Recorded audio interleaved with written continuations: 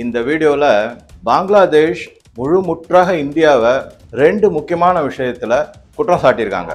பலவித கருத்துக்கள் உலவிக்கிட்டு இருக்கு. அதில் நிறைய பேர் இந்தியாவில் இருக்கிறவங்களே இந்தியாவை கடுமையாக சாடி இருக்காங்க. பிரதம மந்திரி மோடியையும் குற்றம் சொல்லியிருக்காங்க, அரசையும் குற்றம் சொல்லியிருக்காங்க. அந்த ரெண்டு முக்கியமான விஷயம் என்ன அப்படிங்கிறத கொஞ்சம் விவரமாக நம்ம பார்ப்போம். உங்களோட அதை ஷேர் பண்ணுறேன் நான்.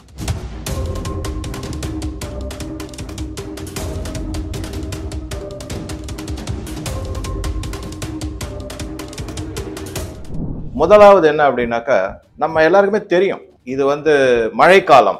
இந்த மழைக்காலத்தில் இந்த தடவை என்ன ஆயிருக்கு அப்படின்னாக்கா, அபரிமிதமான மழை பெஞ்சிருக்கு. யாரும் எதிர்பார்க்காத அளவுக்கு மழை பெஞ்சிருக்கு. இது எதனால அப்படிங்கிறத நம்ம எல் நினோ காலம் போய்விட்டு லா நினா வந்திருக்கு அப்படின்னு நம்ம சொன்னோம். அதில் குறிப்பாக வெஸ்ட் பெங்கால் அந்த மாதிரி ஏரியாவில் அந்த இடம், அப்புறம் அந்த நார்த் ஈஸ்ட் அங்கெல்லாம் நிறைய மழை பெய்யும் அப்படிங்கிறத நம்ம அந்த வீடியோவில் பார்த்தோம். அதுதான் நடந்திருக்கு. இப்போ அதனால என்ன ஆயிருக்கு அப்படின்னா, பங்களாதேஷ்ல பயங்கர வெள்ளம். இதை ஒரு மிகப்பெரிய குற்றச்சாட்டா பங்களாதேஷ் இந்தியா மேல வைக்குது. இது பின்னணி என்ன, ஏன் அந்த மாதிரி குற்றச்சாட்டு வைக்கிறாங்க அப்படின்னு பார்த்தோம்னா, ரெண்டு ரிவர் ஒன்னு டீஸ்டா ரிவர், இன்னொன்னு கங்கை. இந்த ரெண்டு நதிகளும் இந்தியாவில் இருக்கிற மேற்கு வங்காள ஸ்டேட்ல இருந்து, மாநிலத்தில இருந்து அப்புறமா பங்களாதேஷுக்கு போகுது. அதுக்கப்புறம் கடல்ல போய் கலக்கு. டீஸ்டா ரிவர் அது சிக்கிம்ல இருந்து வருது, அங்கதான் உற்பத்தி ஆரம்பம். இப்ப குறிப்பா நம்ம எதை பத்தி பார்க்க போறோம்னா, கங்கை நதியை பத்தியும், இன்னொன்னு கும்தி ரிவர் அப்படின்னு திரிபுரால இருந்து பார்டரை கிராஸ் பண்ணி பங்களாதேஷுக்கு உள்ள வருது. அது இந்த ரெண்டு ரிவரை பத்தி தான் குறிப்பா அவங்க குற்றம் வைக்கிறாங்க.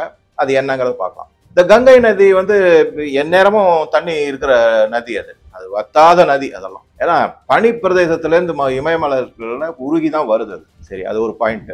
இது வரும்போது இந்த தடவை மழை வேற அதிகமாயிட்டதுனால வெள்ளப்பெருக்கு பயங்கரமா இருக்கு. அந்த ரிவர் ஃபர்ஸ்ட் வெஸ்ட் பெங்காலுக்கு வரும். பல மாநிலங்களை கடந்து யூபி, பீகார், உத்தராகண்ட், உத்தரப்பிரதேஷ், பீகார் அதெல்லாம் கடந்து தான் வெஸ்ட் பெங்காலுக்கு வருது.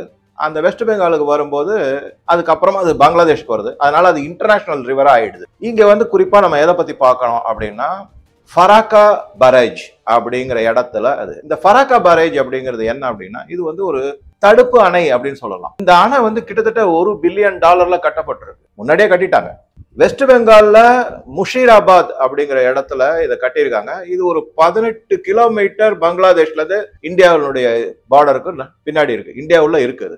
இதுல இந்த ஃபராக்கா பேரேஜ் நடத்தின பயங்கர சண்டை. இது தண்ணி வரலன்னுவாங்க, திடீர்னு அதிகமா தண்ணி வந்துருச்சுன்னுவாங்க. பங்களாதேஷ் இந்தியா மேல பல விதமான குற்றச்சாட்டுகளை வச்சுக்கிட்டு தான் இருந்தாங்க.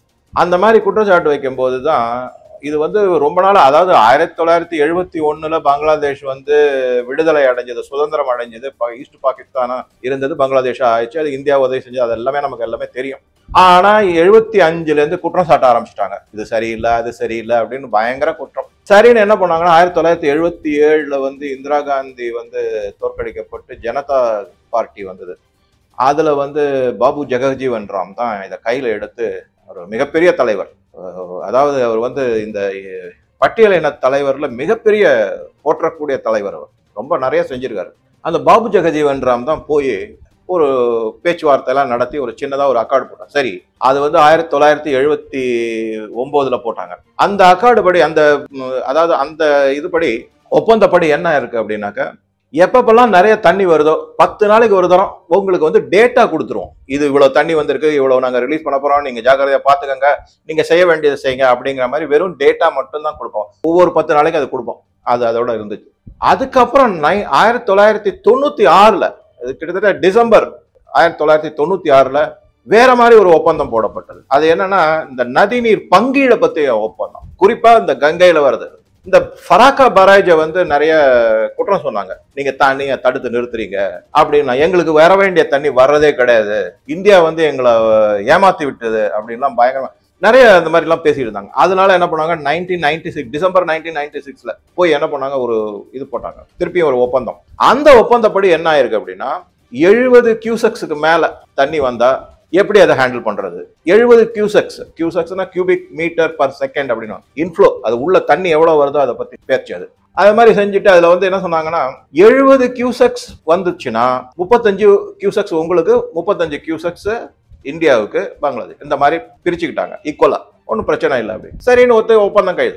70 கியூசெக்ஸ்க்கு மேல வந்ததுன்னு வச்சுக்கோங்க. ஒரு உதாரணத்துக்கு 75 கியூசெக்ஸ் வருதுன்னு வச்சுக்கோங்க. 40 கியூசெக்ஸ் வந்து இந்தியாவுக்கு, 35 கியூசெக்ஸ் கண்டிப்பா மினிமம் 35 கியூசெக்ஸ் உங்களுக்கு கண்டிப்பா கொடுப்போம் அப்படிங்கிற மாதிரி ஒரு ஒப்பந்தம் அது போட்டாச்சு. அவங்களும் ஒத்துக்கிட்டாங்க, கையெழுத்து போட்டு வந்தாச்சு. சரி, இந்த ஃபராக்கா பாரேஜ் எதுக்காக கட்டியிருக்காங்க அப்படின்னா, சாதாரணமாவே இந்த மாதிரி அணை வந்து தடுப்பு அணை அப்படின்னு சொல்லுவாங்க. ஒரு நதியில அதிகமா தண்ணி வந்துச்சுன்னா ஒரு சின்ன கனால் கட்டு, அதாவது கால்வா மாதிரி கட்டுறதோ இல்ல பக்கத்துல இருக்கிற இன்னொரு நதிக்கு அதை வந்து திருப்பி விடுறதோ அதற்காக அமைக்கப்பட்டதுதான் இந்த பராஜ் அப்படிங்கிற அமைப்பு. அது இந்த கங்கையில இருந்து வர நதியை என்ன பண்ணுவாங்கன்னா, நிறைய வந்துருச்சுன்னா அந்த பராஜை திறந்து விட்டு, கதவு திறந்து விட்டீங்கன்னா அது வந்து ஹூக்ளி நதிக்கு தண்ணி திருப்பி விடப்படும். இங்க வந்து நீங்க நம்ம தமிழ்நாட்டிலே இது மாதிரி இருக்கு. காவேரி எடுத்துக்கிட்டீங்கன்னாக்கா முக்கொம்பு அப்படின்னு ஒரு இடத்துல வந்து இது மாதிரிதான் ஒரு திருப்பி விடக்கூடிய ஒரு அரேஞ்ச்மெண்ட் வச்சிருக்காங்க. அது ஒரு தடுப்பணை மாதிரி தான் வச்சிருப்பாங்க. அதை என்ன பண்ணுவாங்கன்னா, காவேரியில நிறைய தண்ணி வந்துருச்சுன்னு வச்சுக்கோங்க, கர்நாடகா கொடுக்காமே வரும். ஏன்னா இயற்கை அவங்கள பழி வாங்கிட்டு நமக்கு தண்ணியை கொடுத்துருவீங்க.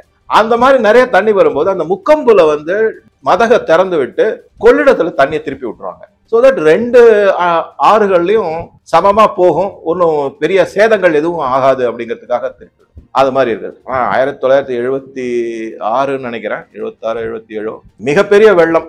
அதாவது ஸ்ரீரங்கம் அப்படிங்கிற இடம் வந்து ஒரு அயலண்ட் மாதிரி இருக்கும். அது திருச்சியிலிருந்து அப்படியே துண்டாகி விட்டது, அவ்வளவு தண்ணி.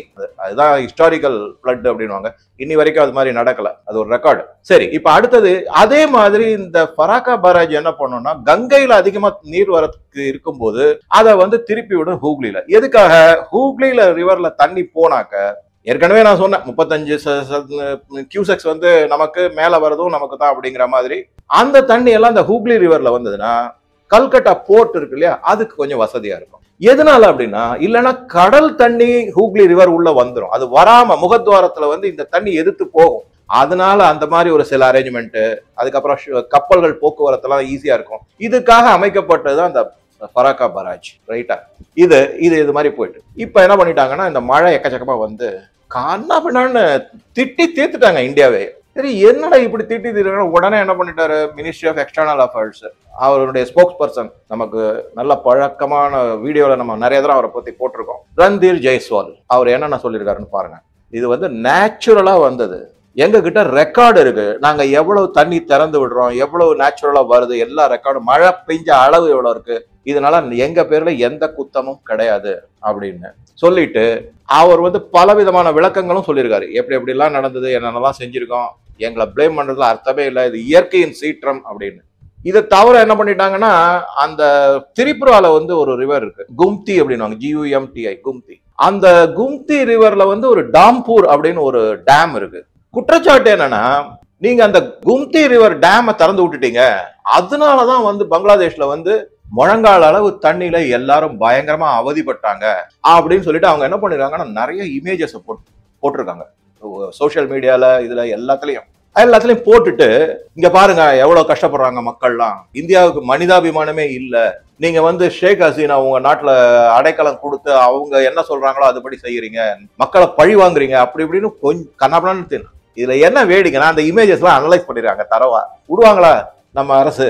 எல்லாத்தையும் தரவு பண்ணிட்டு கிளியரா சொல்லிட்டாங்க, அப்ப நீ போட்டிருக்கிற இமேஜ் எல்லாமே ஆர்டிபிஷியல் இன்டெலிஜென்ஸ்னால உருவாக்கப்பட்ட இமேஜ், நாங்க ஆதாரம் வச்சிருக்கோம், இதோ காமிக்கிறோம் உனக்கு. அதனால இந்த மாதிரி பொய் சொல்லி இந்தியாவோட பேரை கெடுக்க நினைக்காத அப்படிங்கிற மாதிரி பதில் சொல்லிட்டாரு ரந்தீர் ஜெய்ஸ்வால். எல்லாமே ஆர்டிபிஷியல் இன்டெலிஜென்ஸ்னால உருவாக்கப்பட்ட இமேஜஸ் அப்படிங்கிறத சொல்லிட்டாரு. ஸோ இது மாதிரி இந்த பிரச்சனை ஓடிட்டு இருக்கும்போது, என்ன இருந்தாலும் வந்து ஒரு இமேஜ் அப்படின்னு வரும்போது சோசியல் மீடியாலையும் மற்ற மீடியாக்கள்லையும் அது வைரல் ஆயிடுச்சு. அது வைரல் ஆன உடனே இதுக்கு சப்போர்ட்டிவா அங்க வந்து ஒரு ஸ்டூடெண்ட் லீடர் இருக்காரு. அவர் பேர் வந்து நஹீத் இஸ்லாம் அப்படின்னு பேரு. அதாவது இந்த புதுசா ஆட்சி அமைச்சிருக்காரு இல்லையா, இன்டரிம் கவர்மெண்ட், தற்காலிகமான அரசு அமைச்சிருக்காங்கல்ல, இந்த ப்ரொஃபசர் முகமது யூனுஸ் தலைமையில, அந்த அரசுல 2 ஸ்டூடெண்ட் ரெப்ரசன்டேட்டிவ் இருக்காங்க, போராட்டம் செஞ்ச ஸ்டூடெண்ட் ரெப்ரசன்டேட்டிவ் இருக்காங்க. அவர் தலைமையில இந்த தற்காலிக அரசுல 2 பேர் வந்து அவருக்கு சப்போர்ட்டிவா இருக்காங்க. அதுல ஒருத்தர் வந்து இந்த நஹீத் இஸ்லாம், இன்னொருத்தர் இருக்காரு, அவரும் பெரிய தலைவர், ஸ்டூடெண்ட் தலைவர். ஆனா இதெல்லாம் அரசியல் அனுபவமோ முதிர்ச்சியோ இல்லாதவங்க, எல்லாம் ஸ்டூடெண்ட், உடனே அப்படியே நேரா சென்ட்ரல் கவர்மெண்ட் மினிஸ்டர் மாதிரி ஆயிட்டாங்க. இப்ப இங்க இந்தியால சென்ட்ரல் கவர்மெண்ட் மினிஸ்டர் எப்படி இருக்காங்க அந்த மாதிரி ஆயிட்டாங்க. அவர் வந்து என்ன சொல்லியிருக்காருன்னா, இந்தியா வந்து துரோகம் இழைத்து விட்டது, மிகப்பெரிய துரோகம். இங்க இருக்கிற மக்கள் எல்லாமே இந்தியாவை வெறுக்கிறாங்க. முழங்கால அளவு தண்ணியில நின்றுட்டு அவங்க எல்லாருமே என்ன சொல்றாங்கன்னா, இது இந்தியாவோட தண்ணி, இந்தியாவோட தண்ணி, இது இந்தியர்களை நாங்க வெறுக்கிறோம், இந்தியா டவுன் டவுன் கனாப்பனான்னு பேசியிருக்காங்க. இதெல்லாம் ரெக்கார்ட் ஆயிருக்கு எல்லாம் இந்த மாதிரி. அதனால அவர் சொல்றாரு, இந்தியாவை வந்து நாங்க முழுமையாக எதிர்க்கிறோம், வெறுத்து தள்ளுறோம் அப்படின்னு கனாப்பனான்னு அவரு இந்த நஹீத் இஸ்லாம் சொல்லியிருக்காரு. பார்க்கலாம், அதை ஓப்பனா இருக்கு, ஃபேஸ்புக்ல பதிவு போட்டிருக்காரு. அவர் இந்த மாதிரி சொன்னார், இந்தியாவோட தண்ணின்னு என்ன, உன் நாட்டுக்குள்ள வந்திருக்கு, மழை பெஞ்சு தண்ணி வந்திருக்கு, அது ரைட், விட்டுடுங்க, ஒன்றும் செய்ய முடியாது. இந்த மாதிரி ஒரு வெறுப்பு உணர்வை தூண்டி விட்டுறாங்க. இதுக்கு நடுவுல CNN அமெரிக்க இது செய்தி நிறுவனம், மிகப்பெரிய செய்தி நிறுவனம், அதனுடைய ரிப்போர்ட்டர் வந்து பங்களாதேஷ்ல போய் அவங்க பார்த்தாங்களாம், இந்த மாதிரி தண்ணி வந்துருச்சுன்னு. உடனே இந்தியாவை அவங்க பிளேம் பண்ணிட்டாங்க, இது இந்தியாவால கிரியேட் பண்ண அப்படிங்கிற மாதிரி அவங்க சொல்லிட்டாங்க. என்ன செய்யறது, யாருக்கிட்ட போய் சொல்றது, இதெல்லாம் ஒருத்தர்கிட்டையும் ஒன்றும் சொல்ல முடியாது. அந்த மாதிரி இருக்கிற நிலைமையில பல இந்திய பத்திரிகைகளும் ஊடகங்களுமே, அதாவது நேரடியா இந்திய அரசை சாடாம ஒரு சின்ன கொஸ்டின் மார்க்கோட இந்த மாதிரி ஆயிடுச்சு, இந்திய நதிகள்னால பங்களாதேஷ்ல வெள்ளம் அப்படின்னு. ஸோ இதுதான் ஒரு முதல் பாயிண்ட். பங்களாதேஷ் மக்கள் வந்து இந்தியா மேல வைக்கப்பட்ட குற்றச்சாட்டோட இல்லாம வெறுப்பு அள்ளி கொட்டுறாங்க அப்படிங்கறத பாக்குறோம். அடுத்த 2வது காரணத்தை அடுத்த வீடியோல பதிவிடுறேன். நன்றி, வணக்கம். வணக்கம் டிஎம் வியூவர்ஸ், உங்களுக்கு நம்ம டிஎம் கண்டென்ட் பிடிச்சிருந்தா இங்க ஷோ ஆகிற சூப்பர் தேங்க்ஸ் பட்டன் கிளிக் செய்து உங்கள் விருப்பப்படி ஹானர் பண்ணலாம். நன்றி.